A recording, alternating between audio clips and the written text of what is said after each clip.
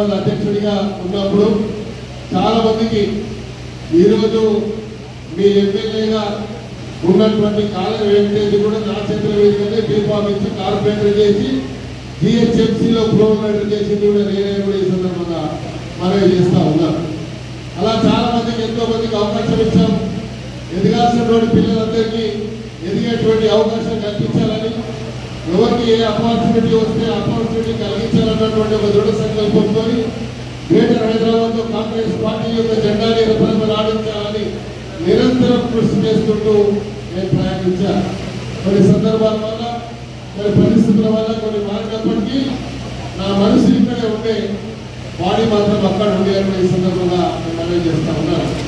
అక్కడ body present ఉండే, mind absent ఉండే, ఆ రకంగా చాలా రకంగా నేను ఇబ్బందులు గురైనటువంటి సందర్భాలు ఉన్నాయి. కాబట్టి ఐ నో రిగ్రెట్స్, నాకు ఎలాంటి ఇది లేదు చెప్పుకోవడానికి. ఎందుకంటే ఇక్కడ వచ్చిన తర్వాత నాకు లెక్కలు వచ్చిన పక్షి ఎలా ఉంటుందో అలా ఉంది అని కూడా ఈ సందర్భంగా నేను మనవి చేస్తా ఉన్నాను. అక్కడ చూసిన చాలా మంది ఈరోజు కాళ వెంకటేష్ గారు కూడా ఇక్కడ నా మిత్రుడే, తమ్ముడు అంటాడు, గుండెలో చేసుకొని చెప్పాలి. ఎన్నిసార్లు ముఖ్యమంత్రి గారిని కలిసావు, ఎన్నిసార్లు కేటీఆర్ని కలిసావు చెప్పాలి. ఈరోజు కేటీఆర్ గారు చిన్న చిన్న కార్యకర్తకు ఫోన్ చేసి చెప్తా ఉన్నాడు. ఆ బుద్ధి ముందు ఉంటే ఇలా పరిస్థితి ఉండేది కాదు కదా. చేసినటువంటి తప్పులు ఒకరే పోతాయా చెప్పండి.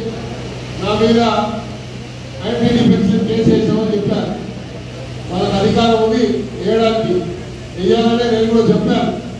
అప్రోప్రియేట్ టైంలో నేను కూడా కోర్టులో రిప్లై ఇస్తాను. IPD ఎప్పుడు వస్తుంది, ఎలా వస్తుంది ఆయనకు తెలుసు. మరి గురిగింజ కథ మనం వినే వాళ్ళం అందరం. గురిగింజ ఏమనుకుంటే చాలా ఎర్రగా ఉన్నారు, గుర్రగా ఉన్నారు కాబట్టి ఆ కింద మధ్య మాత్రం ఎవరు గెలవడలేదు. అలాంటి పరిస్థితి టీఆర్ఎస్ పార్టీ. నేను మొన్న చెప్పాను ఒక ఇంటర్వ్యూలో,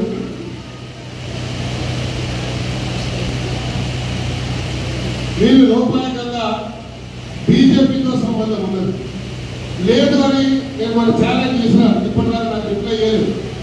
కానీ నన్నేమంటారు, ఒక నాయకుడు మాట్లాడి డమ్మీ క్యాండిడేట్ అంటున్నారు.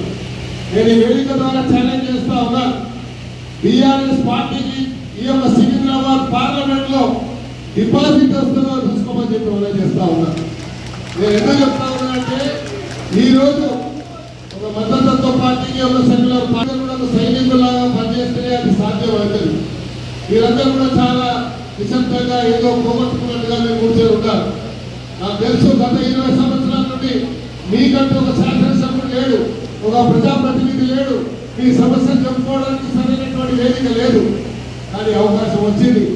గౌరవ ముఖ్యమంత్రి రేవంత్ రెడ్డి గారి నాయకత్వంలో ఇప్పుడు వేసమైనటువంటి కమిటీలు ఏవైతే ఇందిరమ్మ కమిటీలు ఏమవుతున్నారో, ఈ బూత్ స్థాయి కమిటీలు అంటే ఏదో ఎలక్షన్లో బూత్లు నడిపించాము, ఎలక్షన్ అయిపోయిన తర్వాత ఆ బూత్ అక్కడ మనం ఇక్కడ కాదు.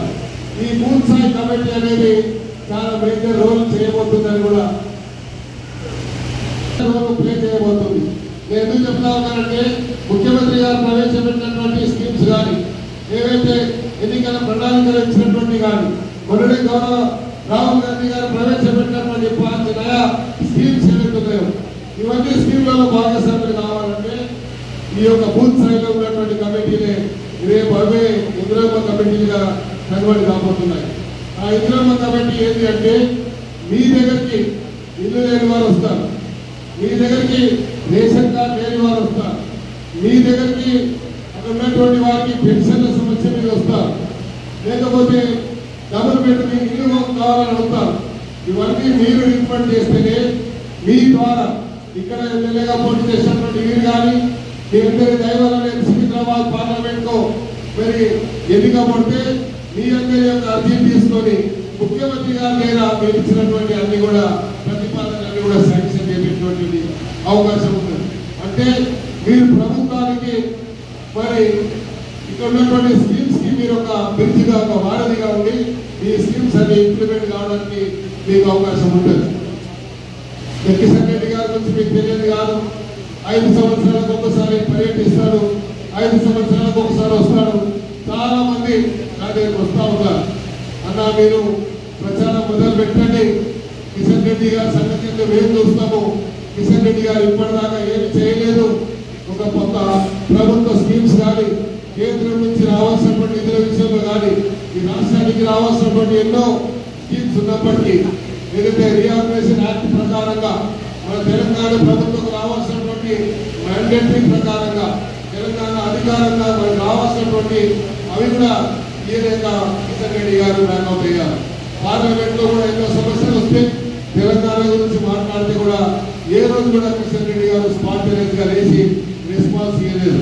ఒక కేంద్ర మంత్రిగా, ఒక రాష్ట్ర మంత్రిగా, ఒక రాష్ట్రానికి రిప్రజెంట్ చేస్తున్నటువంటి మంత్రిగా ఉంటే ఆ రాష్ట్రానికి సంబంధించి ఎవరైనా శాసనసభ పార్లమెంట్ సభ్యుడు ఒక సమస్య చేస్తే ఈయన వేయాల్సిన అవసరం ఉంటుంది. దాని స్పీకర్ గారి పర్మిషన్ అవసరం ఉంటుంది. స్పాంటేనియస్ గా లేచి ఆయన చెప్పేటువంటి అవకాశం ఉంటుంది. కానీ ఇక్కడ నేను పార్లమెంట్ ప్రొసీడింగ్స్ అన్ని నేను చూశాను.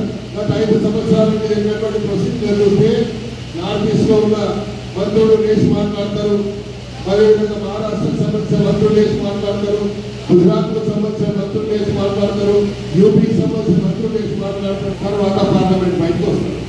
ఎప్పుడన్నా మన రాష్ట్రం గురించి ఎవరైనా మాట్లాడితే ఆ సమస్య మీద స్పందించలేదు. కాబట్టి ఈరోజు మీ మీద ఎంతో గురుతర బాధ్యత ఉంది. ఈరోజు కేవలం మన బూత్ స్థాయి కమిటీ మాట్లాడుకుంటున్నారు కాబట్టి ఇప్పుడే చెప్తా ఉండే ఈ యొక్క గోదావరి నుంచి అంబర్పేట ఫ్లైఓవర్ బ్రిడ్జ్ 5 సంవత్సరాల నుండి ఎక్కడ ఇష్టం గవర్నమెంట్ అక్కడే ఉందని చెప్తా ఉన్నారు. మొన్ననే చెప్పారు మోడీ గారు వచ్చినప్పుడు మేమే చేపడతామని చెప్పి స్టేట్మెంట్ ఇక్కడ చూసినట్టు రోజు మేము చూస్తా ఉన్నాం. వీళ్ళు మాట్లాడే మాటలకి చేసే పనికి ఎక్కడ పొందన ఉండదు.